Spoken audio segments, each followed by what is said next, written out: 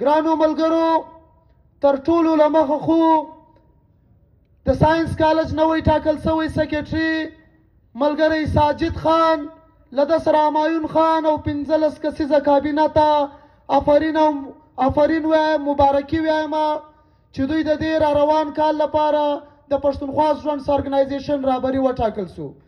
ګرانو ملګرو، ساینس کالج په پښتون قومي تحریک کې بیا له پښتونخوا نیشنل عوامي پارټۍ سره او له پښتونخوا سټوډنټ ارګنایزیشن سره ډېر یو تاریخي تړاو لري. ساینس کالج هغه ځای دی چې کله په 88 کې 1988 کې دا ایوب مارشالاوه د جرنل ایوب مارشالاوه په وخت کې د پښتونخوا سټوډنټ ارګنایزیشن ننګیالیو باتورو ځوانانو په هغه کې ظریف شهید هم و. دوی جلوس وکړ، لیکن د دې جلوس په نتیجه کې د ایوبي مارشالا په حکم باندې د پښتونخوا سټوډنټ ارګنایزیشن په ملګرو باندې حمله وسوه او د هغې حملې په نتیجه کې ظریف شهید په شهادت ورسېدی. دا چې نن ظریف شهید اډیټوریم دی، ظریف شهید د پښتونخوا سټوډنټ ارګنایزیشن بانی رهنما دی. نن هم د ده په قبر باندې دا سور سپین سور بیرغ ولیار دی رپاږي. نن جنرال ایوب غدار دی، نن یایا خان غدار دی، لیکن بلې خواته ظریف شهید اتل دی د ځوانانو د هغه وخت د قومي تحریک د پښتون افغان د دې متحد کولو د ځوانانو د راټولولو. هغه وخت داسې یو مشکل حالت جوړ سوی چې 1 میاشتې په ټوله صوبه کې تعلیمي ادارې بندې وې او دې احتجاجو د ظریف شهید په شهادت کې چې را جوړ سوي وو، دې احتجاجو دومره هغه واخیستی، طاقت واخیستی چې دا ایوب یې دې ته مجبوره کوي چې دا یو بل جرنیل یا خان ته خپله باچۍ وسپاري.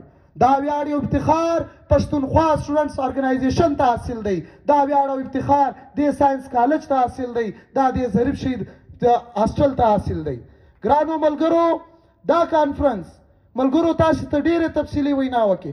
موږ او تاسو یې پر داسې خطرناک حالت کې کوو چې ټول پښتون افغان راګیر دی. د پنجاب استعماریت پر پښتون افغان دومره حاوي دی چې پښتون یې نیولی دی.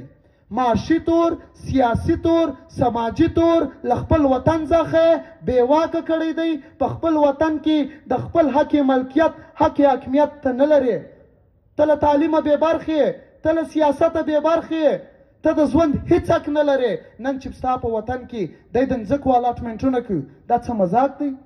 دا چې زه له خپل تربور سر تربورګلوي به کوم ټول ژوند، پنجابی به راځي، د پنجاب جرنیلان به راځي، د پنجاب خانان به راځي، دا زما غرونه به لوټي او ما او تا به سپینې سترګې ورته ګورو.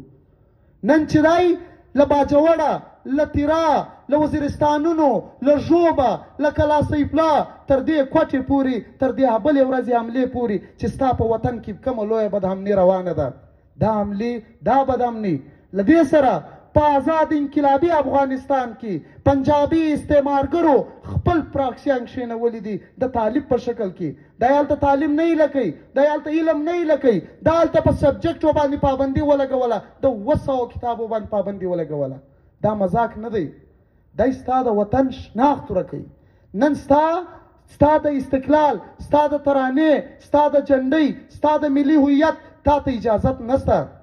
پنجابي جرنیلان، جنرال فیض د دې ثبوت دی چې جنرال فیض د افغانستان په کانټیننټل هوټل کې ولاړ وي. ډول خیر خیریت دی، خیر خیریت پر دې دی چې تا د افغانستان فورسونه ونړول، خیر خیریت پر دې دی چې تا د افغانستان یو روغ نظام ونړولی. دا خیر خیریت نه دی.